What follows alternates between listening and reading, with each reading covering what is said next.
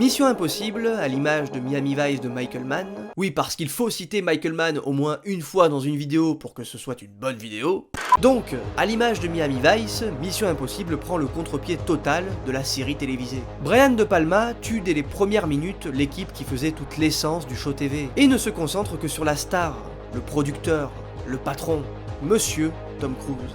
C'est aussi l'occasion pour un des maîtres d'Hollywood de proposer quelque chose d'inédit et d'offrir aux spectateurs un superbe film d'espionnage avec ce qui constitue les bases de son cinéma. Le suspense, la trahison, les faux-semblants, la mise en abîme, en plus d'une déclaration politique évidente en faisant disparaître, en transformant en traîtres ou en tournant en ridicule les personnages représentant une certaine autorité. Et contrairement à ce que beaucoup pensent, Tom Cruise n'est pas devenu un acteur cascadeur du jour au lendemain. Dès ce premier Mission Impossible, il gère lui-même la plupart de ses cascades. Mais autant aujourd'hui il fait ses propres cascades à sa demande, par plaisir et avec une certaine tendance suicidaire, autant à l'époque, le petit Cruise était pas super d'accord à l'idée de prendre des risques. Durant cette fameuse scène dans le restaurant, c'est bel et bien l'acteur qu'on aperçoit à l'écran, à 2 doigts de se prendre 3 tonnes d'eau dans la tronche. De Palma avait tenté de tourner cette scène avec un cascadeur, mais celui-ci était bien trop visible à l'écran et le rendu était très mauvais. Il insista donc pour que ce soit Tom lui-même qui effectue ses cascades, mais ce dernier était pas super emballé par l'idée. Il acceptera finalement de le faire pour le bien-être du film, mais il lâchera à De Palma un « tu sais, je ne suis qu'un acteur » avant de tourner la scène.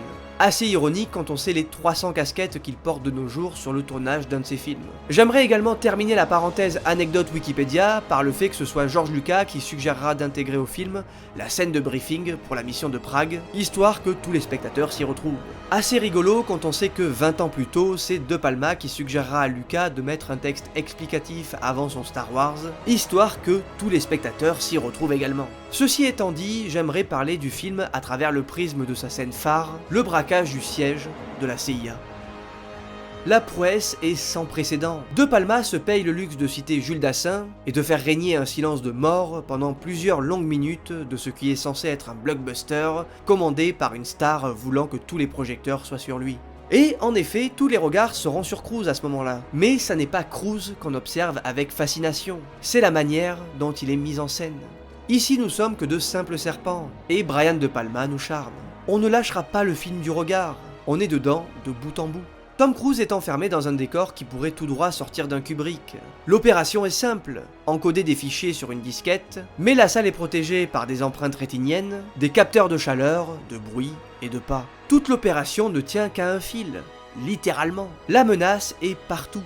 L'agent qui n'est qu'un lever de tête de tout découvrir, le rat qui n'est qu'à une morsure de tout faire capoter, la sueur d'Ethan Hunt qui ne passe à rien d'être fatale, le couteau qui est à une seconde près de ne pas tomber à pic.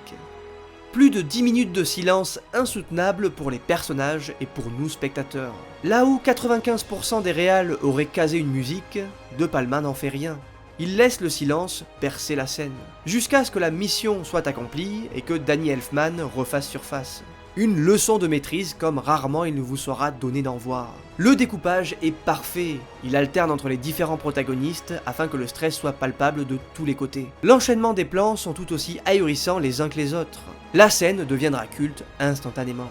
On peut d'ailleurs la rajouter à la checklist, facile. Elle servira d'exemple pour les décennies à venir, et sera même citée dans les 2 prochains opus de la saga. Grâce à ce moment unique, Brian De Palma ne fait pas que citer son idole, le maître du suspense en personne. Il s'assoit à sa table et le regarde de haut, parce qu'à ce moment précis, il peut clairement se le permettre. Le climax, quant à lui, ne fera pas l'unanimité, et pourtant il prouve également que ce cher De Palma, non content d'avoir toutes les qualités d'un parfait cinéaste, maîtrise également l'action avec un savoir-faire tout bonnement savoureux. Ça introduit le cinéma d'action too much des années 2000, mais ça le fait de la plus belle des manières. Et pour sa première production, Tom Cruise a visé juste. C'était la bonne adaptation à faire, avec le bon réalisateur à mettre aux commandes. Et puis il y a Jean Reno qui fait des grimaces, et encore des grimaces. Et pour ça, ça vaut le coup d'œil également.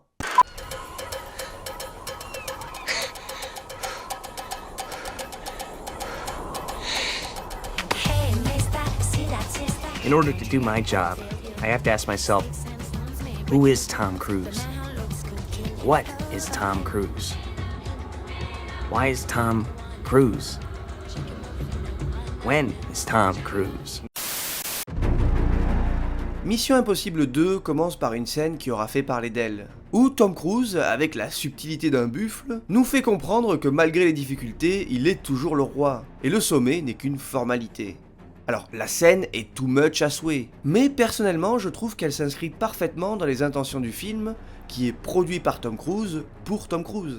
Encore une fois, oubliez l'esprit d'équipe de la série. Cruise est seul contre tous. Tom Cruise court, saute, fait de la moto. Tom Cruise est pur.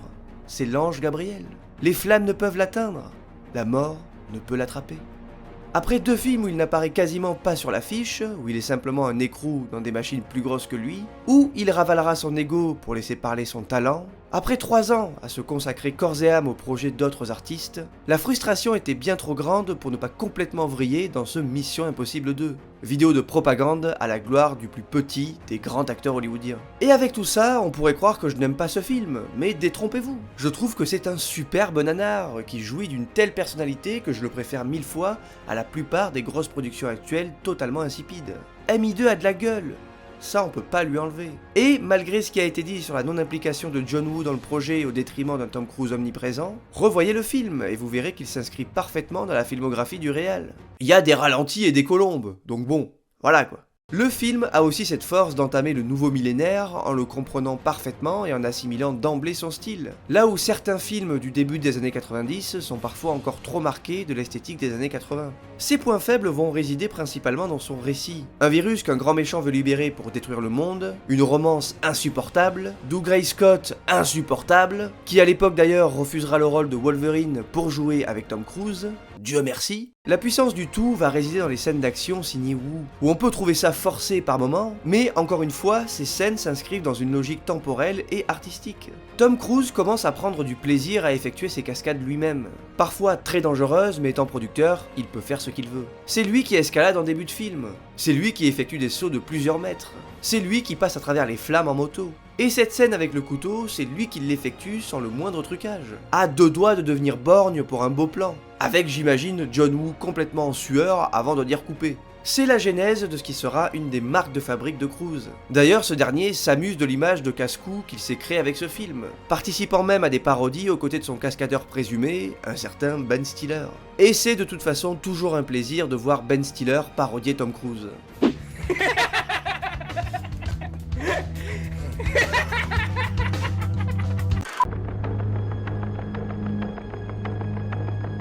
Le moins que l'on puisse dire, c'est que dès son introduction, Mission Impossible 3 intrigue. On se dirige vers un renouveau de la saga, et pour cause. Le cinéma d'action a bien changé depuis les derniers Missions Impossibles.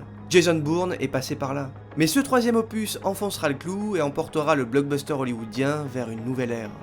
En premier lieu, le film est proposé à David Fincher, qui est intéressé et qui commence à gribouiller une intrigue autour du trafic d'organes en Afrique du Sud avec Sylvester Stallone en grand méchant. Autant vous dire que j'ai envie de voir ce film. Et qui sait, peut-être que sur Terre 2, il existe.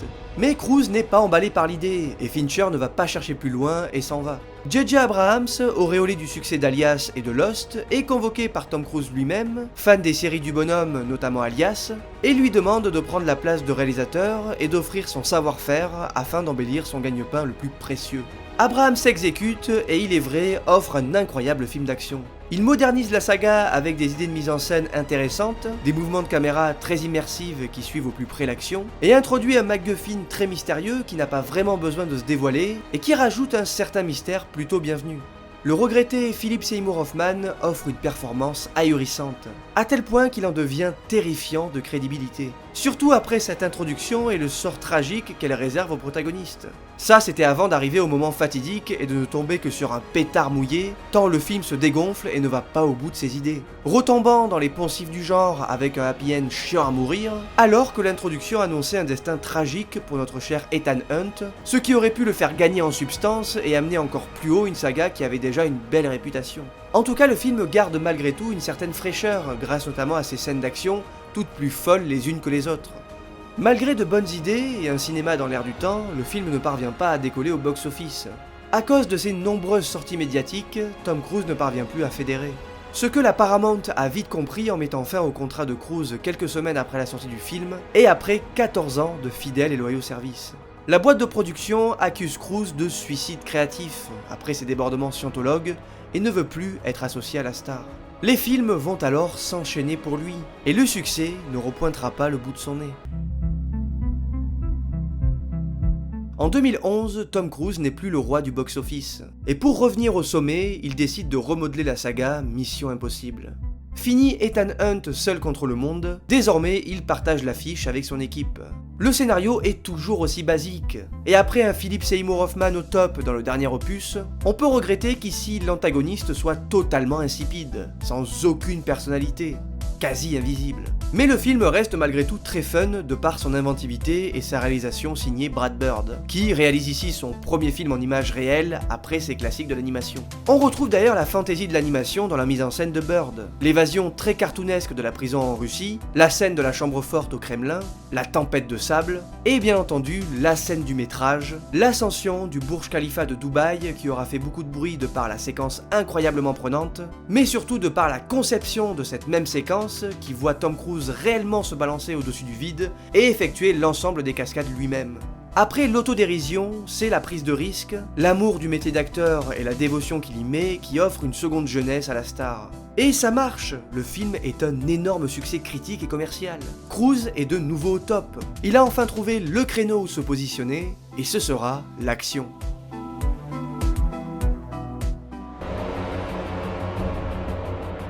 Depuis le 4e opus, la saga ne s'encombre plus d'un numéro dans son titre.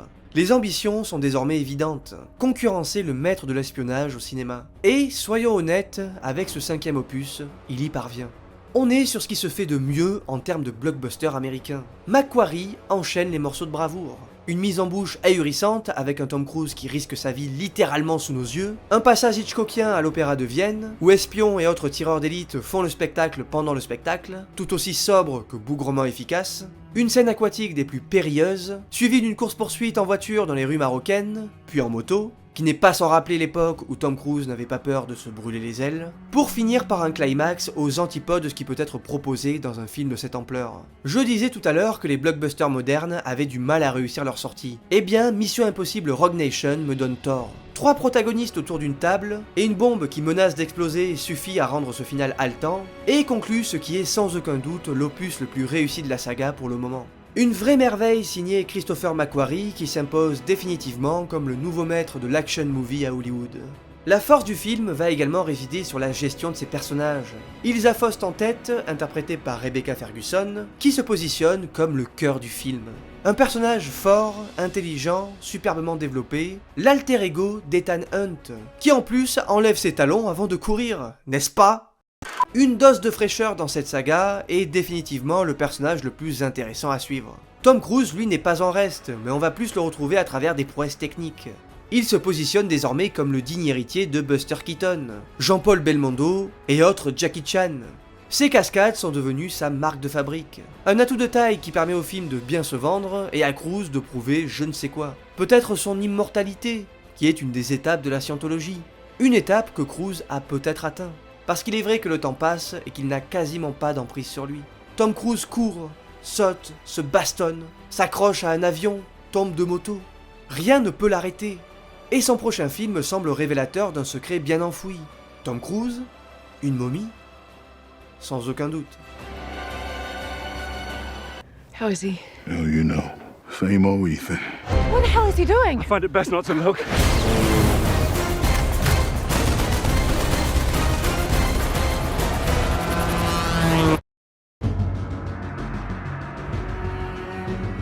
Mission Impossible Fallout signe la 9e collaboration entre Tom Cruise et Christopher McQuarrie. La bromance artistique est désormais une évidence entre l'acteur et le réalisateur qui ne se quittent plus, et qui de ce fait brise la tradition des Missions Impossibles qui consistait à avoir un cinéaste différent sur chaque film. La tradition est tellement pas respectée que McQuarrie sera derrière la caméra pour le 7e et 8e opus qui devait initialement être tourné à la suite, ce qui me fait dire que Tom Cruise prend peut-être enfin conscience que le temps passe, et qu'il a beau courir le plus vite possible, il finira tôt ou tard par le rattraper. Quoi qu'il en soit, dans Mission Impossible Fallout, Cruise a la forme, et le film est une réelle réussite. Il s'inscrit dans la mouvance du 5e opus, mais troque une certaine subtilité pour des séquences d'action encore plus folles, et évidemment, toutes réalisées par Cruise. Plus de 100 sauts d'entraînement pour tourner la scène aérienne au-dessus de Paris, car ne vous y trompez pas, cette scène est réalisée sans trucage. 2 ans d'entraînement et plus de 2000 heures de vol qui permettent à Tom Cruise de piloter lui-même l'hélicoptère en fin de film. Sans parler des scènes de moto à 200 km/h, des chutes qui font mal, et d'autres chutes qui font encore plus mal. Il y a quelque chose de très malsain qui se dégage de Mission Impossible Fallout. Sa conception et la participation de Cruise aux cascades les plus périlleuses le rend complètement méta. Quand on le voit frôler les voitures à toute vitesse dans les rues de Paris, ou faire de l'hélicoptère dans un ravin très étroit, on n'a pas peur pour Ethan Hunt dans le récit, on a peur pour Tom Cruise. On serre les dents à chacune des scènes d'action en se disant qu'il aurait pu tellement mourir 100 fois. De là à dire que Tom Cruise est le nouveau Jackass, il n'y a qu'un pas. Quoi qu'il en soit, ces fameuses cascades sont faramineuses et complètement jouissives. Tout ceci constitue une puissance promotionnelle folle. La preuve en est que Mission Impossible Fallout est le plus gros succès de la saga, et c'est mérité tant l'action est encore une fois maîtrisée de bout en bout. Tout le passage à Paris prend des allures de polar brut et viscéral. Macquarie filme la capitale d'une somptueuse manière. Et la course-poursuite qui rend hommage à la mise en scène de Claude Lelouch vient mettre fin à un des grands moments du film. Mais pas aussi grand que le climax, dont la saveur toute particulière m'a vraiment emballé. Pendant un instant, j'ai eu l'impression d'être sur le final d'un James Bond avec Pierce Brosnan. La course-poursuite en hélicoptère dans un décor enneigé, le combat au plus haut de nos 2 gladiateurs, et la mort de l'antagoniste tout aussi cartoonesque que celle de Sean Bean dans GoldenEye. Sans oublier les similitudes très prononcées avec le final de Cliffhanger, film d'action alpin des années 90 avec Sylvester Stallone. C'est cette touche très old school qui conclut le 6e opus d'une saga qui peut être considérée comme une des plus efficaces d'Hollywood, mais aussi une des plus lucratives avec ses 3,4 milliards de dollars cumulés. Mission Impossible 8. Déjà, je trouve que le film il commence hyper bizarrement. Je sais pas si vous vous souvenez du début, mais la première demi-heure, c'est une espèce de mash-up, de montage, d'explications sur ce qui s'est passé dans le film précédent, sur qui est l'IA, donc parce que le méchant dans le film c'est une IA, tout ça. Donc le film il commence, tu comprends rien, t'es là, mais c'est quoi ce truc, ça va à 200 à l'heure et d'un coup, bam.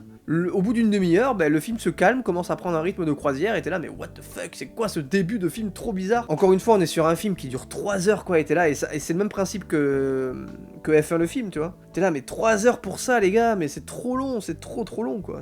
Ça vaut clairement pas 3 heures, vraiment pas. Pourtant, je me suis pas ennuyé devant, hein, mais c'est pas un film où t'as besoin de 3 heures de temps, et quand tu vois comment en plus il est monté, il est rushé, il est raconté de manière bizarre, t'es là, putain, mais en fait, t'aurais pu vraiment condenser le truc. Donc c'est un peu compliqué, ouais. Maintenant, s'il y a une scène qui vaut le coup dans le film, et qui valait le coup d'aller le voir au cinéma, c'est la scène du sous-marin, qui est vraiment une leçon de cinéma d'action, je trouve. Quasiment muette, avec une espèce de... Enfin d'action, même pas d'action, au final, c'est du suspense. C'est du pur suspense, quoi. T'es dedans, t'es happé à fond, c'est vraiment...